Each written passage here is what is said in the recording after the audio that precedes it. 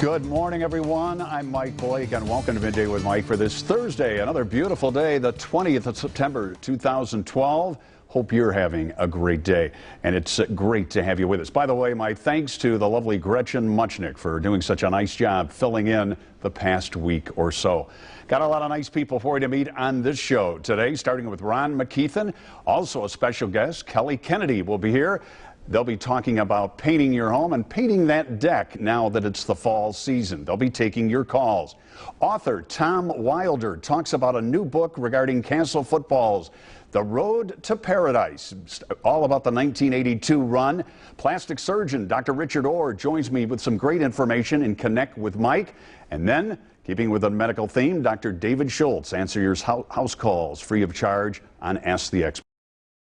Coming up next, how the 1982 Castle Knights upset Indiana's football world. Did they ever? I was there that Friday night when they knocked off Hobart. Author Thom Wilder talks about his new book, The Road to Paradise, when Midday with Mike continues. 30 years ago this fall, an unheralded team from Castle High School upset the Indiana high school football world. They knocked off what were thought to be the invincible Hobart Brickies for the 1982 Class 3A football state championship. Well, as a tribute to that time and to that team, former Castle High School student Thom Wilder has written a new book entitled The Road to Paradise. It's a pleasure to welcome Thom to Midday. Thom, welcome and welcome back. Take us back to 1982. I said I was there, but it was Saturday night. You forget those key essentials. Talk about the fact that you were actually writing for the newspaper at that time, so you were following these guys. What was it like in 1982? You know, this first word that comes to mind is magical. It was truly a magical time. The entire Evansville community at some point got behind this team as it went to the playoffs. And as they started, you had this in your mind since before you wrote this book. You'd written some other things. What finally said, hey, okay, I got to write this book? A couple of things. It was time, and you know, everything. It was a perfect storm of events, sort of, that led me to have the time and the ability to do this. I reached out to some of the players, key players. They responded. They were thrilled with the idea. I think the story had gotten a little fuzzy around the edges, you know, after 30 years. Castle really had not had great success prior to that, had they? But now they were known as a smash mouth type football team, but it was a finesse team, wasn't it? Sure. You had some great skilled people. Yeah. 3 years before, a lot of people forget, Castle went through a 19-game losing streak and had just pulled itself out of that, and these guys came along 3 years later. A lot of people say there weren't a lot of stars on this team. I would argue that there were so many stars that none of them shined brighter than the others. You had a star as a coach, though. Throwback to the old era. What was the influence of John Lighty on a team like this? It was interesting, and one of the things I really found, I always knew that John Lighty and his top assistant, Jerry Sims, butted heads practically about everything.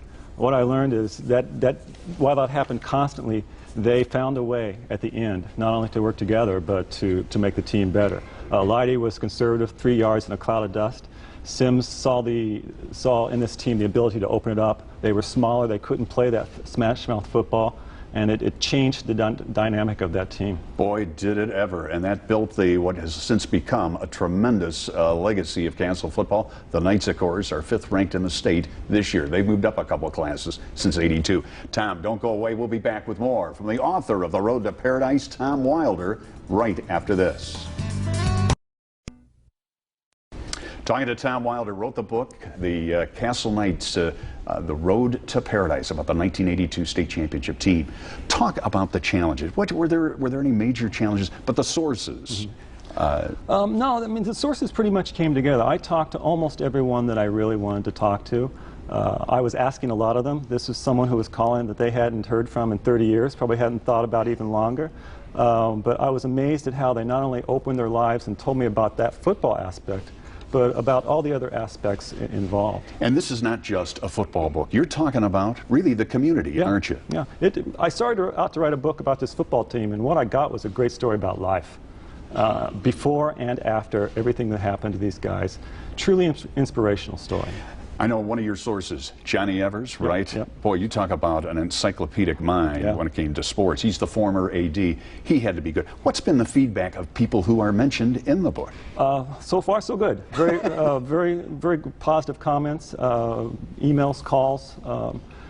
Always wonderful here as a writer when you work in that cocoon of your office. It's always nice to hear that people are reading the book, and not only reading it, but reading it in 1 or 2 sittings. And it's got to be, it's gratifying when you've written it and you say, you know what, I didn't leave anything out. What are you most proud of, Thom? You know what, ironically, I've talked to a lot of those guys since the book went to press, and I left some stuff out. I've heard news stories that might only be a sentence or 2 in the book, but I wish I would have had them. So the story's a living, breathing thing. It's continuing to evolve. We've showed the times for the 2 book signings the next 2 Saturdays, first at Washington Square Mall, then at Barnes & Noble, but also October 5th, mark the calendar, it's going to be a great night in Paradise, right? Yep. Castle and Mater Dei, 2 teams on a collision course. You're going to be there as well, and you'll sign the books? Absolutely, be signing and selling books. The Mater Dei Castle game last year played a huge role in this book. It was 50, if you remember, 51-48 double overtime victory.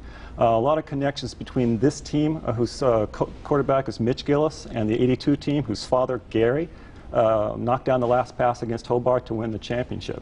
Well, for the Castle Knights, wouldn't it be wonderful if they could, as you say, revise the magic in here in 2012, 30 years later. Thom Wilder, and by the way, Thom's graciously given us several copies of the book. We will be giving to local charities. We're asked to give things, and we'll put those books to good use. Thom, congratulations. Thank you. The road to paradise, and thanks for coming in. Pleasure to be here. You got